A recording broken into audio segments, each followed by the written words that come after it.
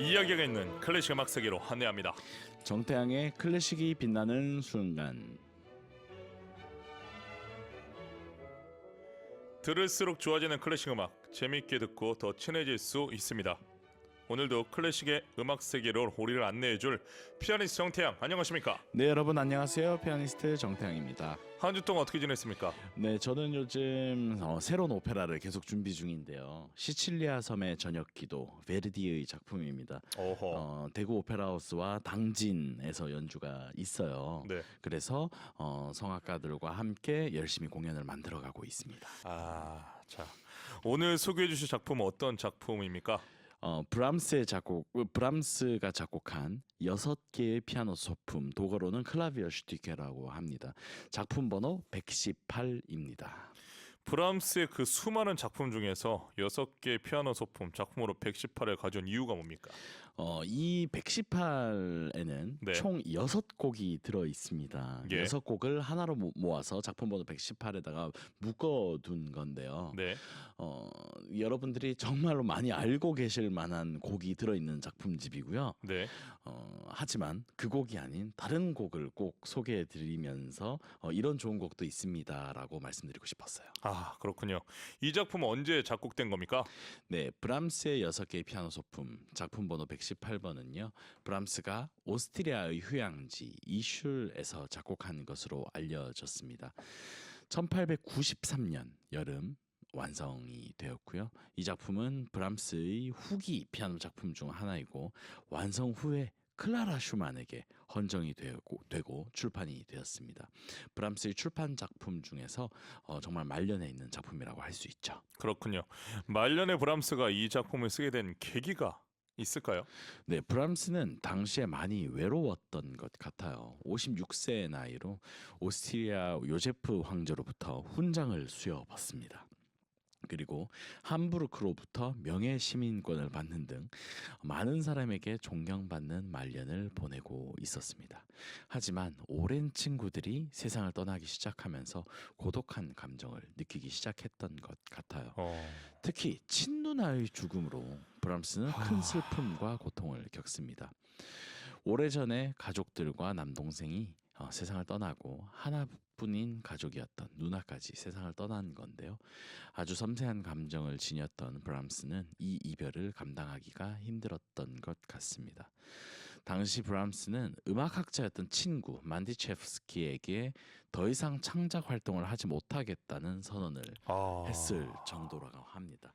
당시에 그가 보낸 편지를 보면요. 교향곡을 포함하여 그 밖에 여러 작품에 착수하였으나 어느 것 하나 제대로 진척되지 못했고 나이가 너무 들었다고 생각하여 더 이상 정력적으로 쓸 수 없다고 느낀다. 매우 근면하게 살았고 충분히 달성되었다고 생각하며 남에게 폐 끼치지 않은 나이이며 이제는 평화롭게 즐길 수 있다고 생각한다 라고 했습니다. 더는 작곡할 수 없을 것 같다 라고 말했지만 브람스 특유의 성실함으로 계속 작곡을 또 이어나가지 않았습니까? 계속 썼어요. 작곡가들이 특히 이런 말을 번복을 많이 하세요. 굉장히 세계적인 거장 연주자들 중에서도 거짓말쟁이. 마지막 한국 투어라고 하시고는 2년 있다가 또 오시고. 네. 그러니까 물론 이제 연로하시기 때문에 당연히 그러실 텐데요. 이 브람스의 작곡 활동도 계속 이어졌습니다. 그리고 오늘 주제 음악인 이 피아노 소품 118은요 6개의 구성으로 되어 있고 또 4개의 인터메조, 발라드, 로망스로 구성되어 있습니다.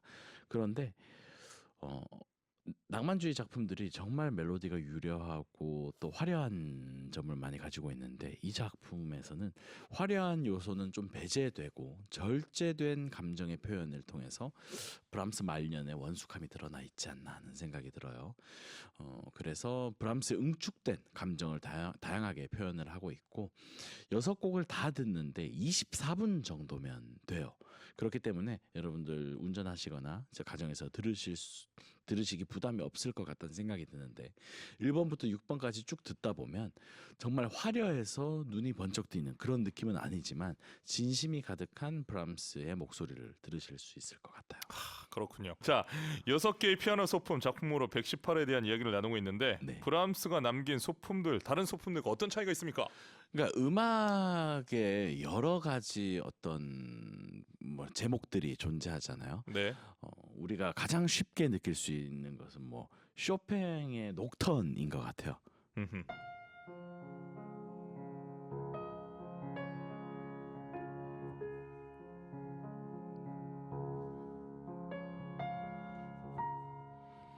정말 이건 야상곡이라고 하는 녹턴도 있을 수 있을 것이고 또 말하자면 발라드라는 장르도 있어요.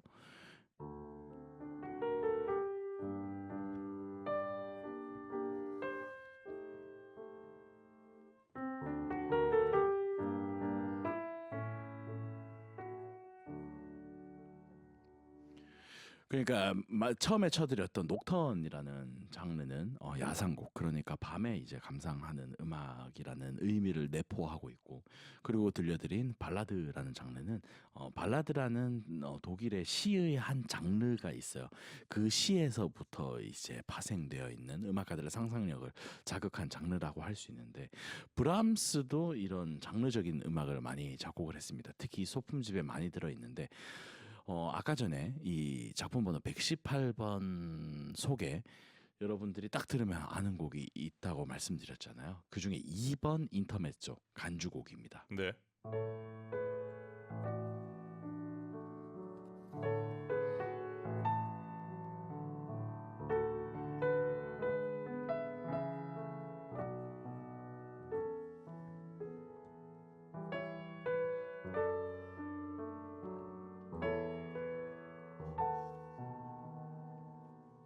정말로 너무나 유명하고 클래식 명곡으로 항상 꼽히는 곡이잖아요. 그래서 이 사실 인터메조라고 하면 간주곡이라고 번역이 되는데 오페라로 따지자면 어떤 결투가 일어나고 그 다음에 가장 클라이막스로 가야 되는데 그 사이에 뭔가 잠깐의 정화를 해주는 음악이라고 할 수 있을 것 같아요. 그래서 굉장히 단순한 형식을 가지고 있는 게 특징이라고 할 수 있고요. 그렇게 여러 가지 제목을 통해서 브람스는 상상력을 자극할 수 있는 음악을 썼습니다. 그렇군요. 자, 브람스는 이렇게 짧은 피아노 곡을 많이 작곡한 이유가 있을까요? 사실은 네. 쇼팽도 많이 작곡을 하긴 했어요. 왈츠, 네. 마주르카, 녹턴 썼고 그렇죠. 그리고 슈만 같은 경우도 뭐 굉장히 많은 소품들이 있는데 특히 이 브람스 하면 정말 소품의 대명사인 것 같아요. 그런데 브람스가 진짜 특이한 것은 음악적으로 가장 왕성하고 성숙할 때 가장 규모가 큰 대작을 쓰는 것이 아니라 가장 작은 규모의 짧은 음악을 작곡했다는 게 특이한 점인 것 같아요. 가장 좋은 상황에서. 그렇죠. 어허. 가장 원숙하고 가장 음악적인 기술이 좋을 때잖아요. 그런데 그것은 바로 그의 개인적인 그리고 음악적인 성향과 깊은 관련이 있습니다. 어떤 성향입니까? 근데 브람스가 사실 화려한 곡도 되게 많기는 많아요. 파가니니 주제를 가지고 와서 변주곡을 만들기도 했어요. 이 유명한 주제를 가지고도 정말 화려한 변주곡을 만들기도 했고 또 피아노 협주곡 같은 경우에도 정말로 50분에 달할 정도로 거대한 작품인데요. 이 브람스는 사실은 감정적으로 매우 내성적이고 신중한 성격을 가졌다고 합니다. 아하. 그래서 자신의 감정을 직접적으로 표현하는 것을 피했고요. 대신 음악을 통해서 은유적으로 내면의 감정을 드러냈습니다. 그런데 소품은 이러한 내면의 감정을 섬세하고 또 간결하게 표현할 수 있는 이상적인 형태였습니다. 그래서 브람스가 이 소품을 통해서 자신의 감정과 생각을 간접적으로 전달하려고 했고요. 또 음악적인 실험과 창의성을 들 수 있습니다. 네. 대규모의 작품에서는 형식적인 제약이 많기 때문에 비교적인 자유로운 형식을 가진 소품을 통해서 다양한 음악적 실험을 할 수 있었습니다. 짧은 작품 속에서도 화성, 리듬, 음색 등 다양한 음악적 요소를 발전시켰습니다. 그래서 이 소품이라는 장르에서 브람스의 특징이 많이 드러나는 것 같아요. 그 소품을 통해 자신의 감정과 생각을 간접적으로 전달하려고 했다. 음, 다소 저는 충격적입니다.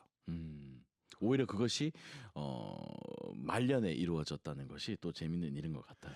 제가 왜 브람스를 연주 못하는지 오늘 알았어요. 왜요? 너무 어려워요.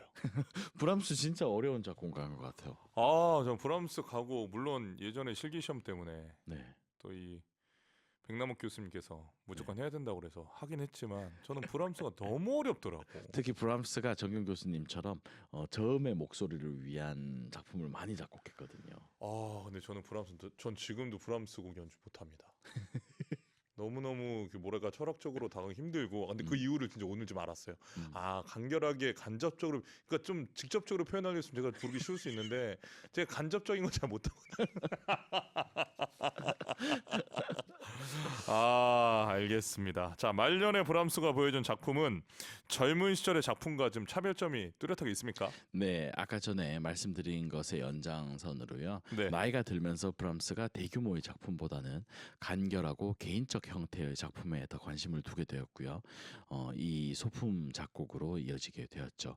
그런데 크게 정말 50분 또 1시간이 되는 시간 동안 기승전결을 만들어서 이야기하는 것보다는 짧게 자신의 이야기를 정말 효과적으로 표현하려고 했던 것 같아요. 오케스트라나 큰 실내악 같은 대규모 작품을 쓰고 나서 어떤 정신적인 피로를 느낄 때 간결한 소품을 작곡함으로써 휴식을 취하려고 했고 그리고 스스로의 감정과 생각을 정리하곤 했습니다. 이러한 소품들은 그에게 음악적 정화의 역할을 하고 또 복잡하고 에너지가 많이 소모되는 대규모 작품에서 벗어나서 자신의 정체성을 재확인하는 기회가 되었다고 해요. 아까랑 조금 지금 다른데 아까는 간접적으로 표현하기 위해서 그래서 소품이 좀 어렵다고 느껴졌는데 약간 이렇게 또 쉬려고 했다라고 하니까 좀 인간적인 미가 좀 있는데요. 그러니까 자신의 어떤 솔직한 마음을 털어놓을 수 있는 창구가 아니었나라는 생각이 드는데 그러니까 연주자들도 그럴 때가 있지 않나 싶어요. 저 같은 경우도 정말 오페라들이 길게는 막 3시간씩 가잖아요, 보통. 더 긴 작품은 정말 뭐 하루 종일 하는 작품도 와그너 있고. 작품들. 그렇죠. 그런데 그런 작품을 막 5주, 6주씩 매달리고 나면 그 다음에는 정말 슈베르트의 한 장짜리 가곡을 연주하고 싶어질 때가 있는 것 같아요. 그래서 내 피아노 소리도 더 정비하고 싶어지고 그리고 정신적으로도 조금 휴식하고 싶고 그럴 때 브람스의 솔직한 내면이 나온 것이 아닌가라는 생각이 들어요. 자, 피아니스트는 물론 음악 애호가들도 쉽게 연주할 수 있게 하려고 소품을 많이 썼다라고 이야기하는 사람들도 있어요. 네, 요즘 우리 대한민국 음악계가 정말 이 음악 평생 교육의 시대가 열렸다고 할 수 있을 정도로 많은 아마추어 분들이 열심히 공부하고 또 활동도 하시는 것 같아요. 그런데 이미 이 브람스의 시대에 그게 열렸습니다. 그래서 레슨이 정말로 활발하게 돌아갔고 그리고 아마추어 음악인들을 위해서 악보의 출판이 활발하게 이루어졌거든요. 그래서 브람스도 당대 피아니스트들뿐만 아니라 음악 애호가들이 쉽게 연주할 수 있도록 작품을 많이 남겼습니다. 그리고 소품은 일단 짧기 때문에 많은 사람들이 일상적으로 연주하고 즐길 수 있는 형식이었습니다. 특히 나 피아노 좀 칠 줄 아는데 한번 들어볼래? 한 다음에 40분짜리 소나타를 치면 참 서로가 힘들어지는 거잖아요. 예. 그런데 이 5분, 6분짜리의 소품은 그러기에 너무 좋은 곡이었던 거죠. 그래서 브람스의 명성과 함께 정말 많은 사람들의 사랑을 받을 수 있었습니다.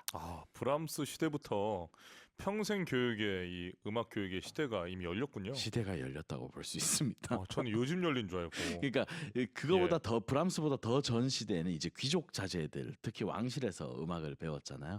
근데 이제는 업라이트 피아노가 보급되기 시작하면서 시대가 더 열렸죠. 제가 요즘 국립오페라단에서 네. 우리 국립오페라단에서 이제 진행하고 있는 프로그램에서 수업을 해달라고 갔는데 다들 CEO 분들인 거예요. 저는 평생 처음 아마추어 분들을 레슨을 해드리는데 네, 네. 저 깜짝 놀랐잖아요. 정말 열정적이시고 노래를 잘하시는 거예요. 네. 아니 어떤 분은 저보다 소리가 좋으시더라고. 그래서 우와 그러면서 그러시는 거예요. 제가 트로트 부른 거를 네. 이 발성으로 체득했는데 어떠냐고 했는데 너무 좋더라고. 그래서 그 발성 그대로 지금 보리바스 알려드리겠거든요. 한국 너무 좋죠. 그러더니 아리아를 부르고 싶다는 거예요. 네. 그래서 지금 뵙게 하지 마라 센티 지금 악보 복사해드렸습니다. 와 얼마나 멋있습니까? 그렇죠. 예. 아마추어 피아니스트님들 연주를 봐도 어떻습니까? 그 콩쿠르 영상 같은 게 올라와요. 네. 예전에 여기 수요 초대석 출연하셨던 이제 신민자 교수님 학교에서 아마추어 피아노 콩쿠르이 열렸는데 숭실대에서. 네, 제가 그 입상자 음악회 영상을 보고 너무 깜짝 놀랐어요. 잘 치죠. 바르톡의 곡을 가지고 오고 정말 너무 잘 쇼팽의 발라드를 가지고 오고 정말 깜짝 놀랐어요. 그래서 이제 그분들이 우리 이제 클래식 음악의 든든한 기둥들로 또 서가시는 게 아닌가 싶어요. 역시 예술은 전공자와 비전공자의 경계가 없는 게 맞습니다. 그렇게 생각합니다. 그분들 정말 전공자보다 더 이 화이팅이 넘치시거든요. 그러니까 브람스도 그것을 간파했던 것 같아요. 그래서 항상 대중과의 연결을 또 가지고 있으려고 했던 브람스의 노력이죠. 클라라 슈만과 교류도 피아노 소품을 많이 작곡하게 된 계기가 되었다라고 생각하시는 분들도 있는 것 같은데 어떻게 생각하십니까? 네, 당시에 클라라 슈만은 정말 많은 작곡가들의 뮤즈가 아니었나 싶어요. 클라라 슈만과 오랫동안 교류하면서 그녀에게 헌장한 많은 소품을 작곡을 했습니다. 클라라는 당대 최고의 피아니스트로 브람스의 작품을 자주 연주했고 이를 통해서 브람스의 음악이 유럽 전역에 알려지게 되었습니다. 그리고 클라라와의 관계와 그녀의 연주에 대한 고려는 그가 소품을 작곡하는 데 있어서 정말로 중요한 동기가 되었습니다. 소품이라고 해서 형식적으로 완성도가 떨어지는 건 아니지 않습니까? 그건 절대 아니에요. 이 브람스라는 작곡가는 정말로 깊게 바흐라는 작곡가, 선배 작곡가를 연구했던 사람입니다. 그래서 이 바흐의 화성학과 대위법이라는 이 음악 이론을 정말 마스터했다고 할 수 있는데요. 그만큼 브람스는 원래 형식적인 완성도를 매우 중시했습니다. 그래서 이 소품에서도 형식적인 완결성을 추구했는데 소품은 길이가 짧습니다. 하지만 독립된 하나의 완성된 작품으로 브람스의 완벽주의를 반영하고 있다고 할 수 있어요. 그래서 항상 브람스는 예술적인 완성도를 유지하려고 했고요. 이 소품은 어쩌면 큰 음향과 또 긴 시간 동안 화려하게 카타르시스를 느끼지는 못하지만 정말 브람스의 내면과 그의 철학적인 면모를 탐구할 수 있는 가장 효과적인 장르가 아닌가 싶어요. 네, 피아니스트 정태영 선생님, 이 아무래도 피아니스트이기 때문에 네. 브람스의 피아노 소품을 생각하는 부분도 또 저랑은 또 다를 것 같고 네. 우리 청취자분들에게 좋게 또 짚어줄 수 있으실 것 같은데 이 곡의 매력 뭐라고 생각하십니까? 그러니까 작곡가들이 정말로 위대하다고 생각하는 지점이 이 곡에서도 발견이 돼요. 제가 세 개의 음을 쳐드릴게요.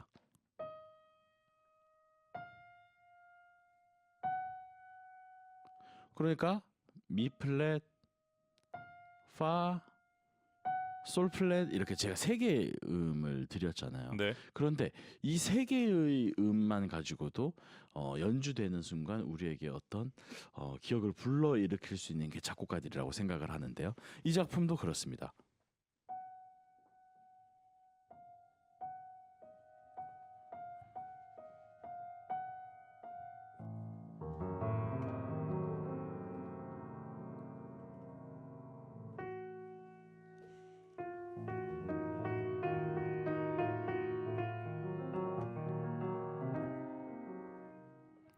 아까 전에 제가 쳐드린 세 개의 음정으로 이렇게 음악이 확대되어 가고 있죠. 그리고 나서 약 5분, 6분의 시간 동안 연주가 지속되는데요. 모르겠어요. 브람스가 이 짧은 시간 속에 무엇을 넣으려고 했는지 그런 정서적인 부분은 무엇인지 우리가 완벽하게 알 수는 없지만 이 세 개의 음정으로부터 확대되는 감정에 요동치는 부분을 브람스가 그리고자 한 것이 아닌가 싶어요. 네, 알겠습니다. 이제 브람스 6개의 피아노 소품 작품으로 118 중에서 한 곡을 감상해야 될 텐데 네. 어떤 곡 추천해 주시겠습니까? 네, 방금 짧게 연주해드린 6번 인터메조입니다. 아까 전에 연주해드린 2번 정말 유명하잖아요. 메이저의 따뜻한 분위기인데요. 그와 정반대로 굉장히 슬픈 듯한 하지만 중간에 굉장히 격정적인 파트가 나오는 이 곡의 매력에 빠져보셨으면 좋겠습니다. 네, 정태영의 클래식 빛나는 순간에서 소개한 브람스 6개의 피아노 소품 작품으로 118에서 6번 인터메소 E플랫 단조를 피아니스트 라도로프 연주로 들려드립니다. 정태영의 클래식 빛나는 순간에서 소개한 브람스 6개의 피아노 소품 작품으로 118의 6번 인터메소 이플레 단조를 피아니스트 라드로프 연주로 감상하셨습니다. 브람스처럼 여리고 복잡한 감성으로 살아간다는 것 결코 쉽지 않았겠다라는 생각이 들었습니다. 그렇지만 이런 감성이 또 작곡가로서 예술가로서 창작 활동에는 또 여러 에너지로 변환되지 않겠습니까? 네, 작곡가들은 정말 여러 타입이 있는 것 같아요. 자신의 보험 회사를 설립해가지고 사업적으로도 성공한 그런 작곡가도 있는 것이고, 또 어떤 사람들은 시골 지역만 다니면서 민속 음악을 채집해서 그것으로 음악을 만들기도 하고, 또 브람스처럼 직설적인 표현을 잘 하지 못하고 내성적인 경우도 있는 것 같은데요. 그래서 스승의 아내였던 클라라 슈만을 평생 마음으로 사랑만 했었잖아요. 그래서 어떤 캐릭터를 가졌던지 그것이 음악적 재능과 만나면 발현이 되는 것 같아요. 그래서 질문하신 거에 대답을 하자면 이 가장 적합한 기질은 저는 성실함도 물론 중요하고 요즘 세대에 맞는 요즘 문화에 맞는 그런 적합한 인성도 되게 전 중요하다고 생각하지만 저는 1번은 창의력이라고 봐요. 창의성, 예. 독창성, 그렇죠. 그 예술가의 색깔. 네. 그러니까 스스로 생각해서 남들이 생각하지 못한 부분에 다가가려고 하는 노력과 그것을 실현해내는 실천력이 전 창의성이라고 봐요. 네. 그래서 정경 교수님 말씀하신 그 창의성의 그 하위 분류 안에 성실함이 들어가는 것 같아요. 그렇죠, 그렇죠. 그러니까 성실함이 있어야지 창의력도 나오는 것이고. 그러니까 이렇게 다 연결이 되는데 가장 꼭대기는 창의성이 아닌가? 창의성이 있어야지 감동을 줄 수 있으니까 그런 생각이 들어요. 제가 말은 또 이렇게 하지만 네. 또 현실상 누구보다 성실하게 살 수밖에 없어요. 당연하죠. 그리고 이 연주자 본인들도 모르겠어요. 제가 제 입으로 이런 말을 하기는 그렇지만 구태의연한 걸 답습하고 있을 때가 있어요. 그래서 그럴 때 뭔가 탁 다시 깨어서 나의 생각은 무엇인가를 이야기하는 게 중요한 것 같아요. 나의 생각을 이야기하는 것. 네. 좋습니다. 가을이라는 계절과 만년의 브람스. 혹시 어떤 닮은 점이 있다고 생각하십니까? 모르겠어요. 제가 그렇게 성숙한 사람이 아니고 네. 또 그렇게 제가 또 인생에 대해서 논할 수 있는 사람은 아니라서 잘 브람스의 그걸 다 이해할 수는 없겠지만, 그래도 브람스가 가졌던 음악을 통해서 보여줬던 그의 성격들을 바라봤을 때 가을과 많이 닮아 있지 않나 하는 생각이 들어요. 뭔가 결실을 맺고, 근데 결실을 맺는 이 가을은 화려하지는 않잖아요. 저는 오히려 여름이 더 화려하다고 생각하는데, 그래서 여러 가지 생각을 하게 되는 것 같아요. 우리가 이런 인식을 갖게 된 게 저는 정확히 정답 알고 있습니다. 어떤 거예요? 브람스에 네. 우리가 초상화가 머릿속에 있기 때문이에요. 그러니까 가을하고 어울린다고 저는 생각합니다. 근데 브람스 초상화를 봤을 때 절대 여름과는 연상이 안 되죠. 근데 그게 되게 중요하신 말씀을 해주신 거예요. 그 브람스 작품 연주할 때 브람스의 한 중후기 작품 또는 브람스의 젊었을 때 작품이라도 그의 어떤 이 성격은 그렇게 다르지 않은 거잖아요. 너무 화려하고 너무 테크니컬하고 또 멋지게 연주하는 걸 보면 제가 이런 이야기를 했어요. 브람스의 초상화를 한번 봐라. 그러니까 그렇게 보이지는 않는다. 이런 말을 할 때가 있거든요. 그러니까 저는 아까도 제가 잠깐 고백을 했지만 브람스 작품을 좀 부담스러워하는 이유가 네. 저는 예를 들어 모차르트 하잖아요. 모차르트 너무 좋아요. 뭐 로시니 너무 좋아요. 도니제티 너무 좋아요. 베르디 푸치니 너무 좋아요. 왜냐하면 그게 초상화가 이미지네이션이 제 머릿속에 있어요. 그런데 브람스 생각하잖아요. 네. 무서워요. 너무 노래 잘못하면 근엄한 느낌. 저 노래 잘못하면 그 수염에 찔릴 것 턱수염에. 같고 콧수염에 찔릴 것 같고 그 노려보는 인상. 그래서 아니 저도 그 브람스의 작품을 굉장히 좋아하거든요. 네. 굉장히 좋아하는데 그렇게 많이 연주는 안 했던 것 같아요. 비슷하구나. 네, 좋아하는 거는 저는 오히려 브람스 쪽인데 지금 제 나이에 제가 잘 연주하고 있다고 생각하는 것은 오히려 로시니 로스니.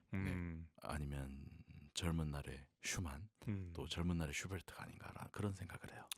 또 오늘 대화도 저희가 여러분 절대 브람스를 미워하는 게 아닙니다. 예, 너무 어려워하는 겁니다.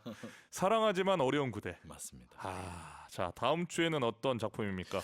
다음 주에는 이제 다시 이탈리아로 좀 돌아가서요. 네. 작곡가 주세페 베르디의 시칠리아 섬의 저녁기도 서곡을 들려드리려고 합니다. 약간 지금 오페라 하면서 슬슬 준비하겠다는 느낌이 나는데요. 아니 홍보입니다. 마케팅이었군요. 네, 정말 네. 이 서곡은 역사상 가장 위대한 서곡 중에 하나가 아닌가 싶어서요. 예, 좋습니다. 또 독일에서 이탈리아 넘어가니 뭔가 네. 또 느낌이 또 신선해집니다. 네. 한 주 동안 건강하시고 다음 주에 뵙겠습니다. 네, 여러분 건강하십시오. 태영 선생님 보내드리면서 사라사테의 스페인 무고 작품으로 22의 힐, 안달루시아의 로망스를 바이올리니스트 율리아 피셔, 피아니스트 밀ля나 체르카브스카 연주로 들려드립니다.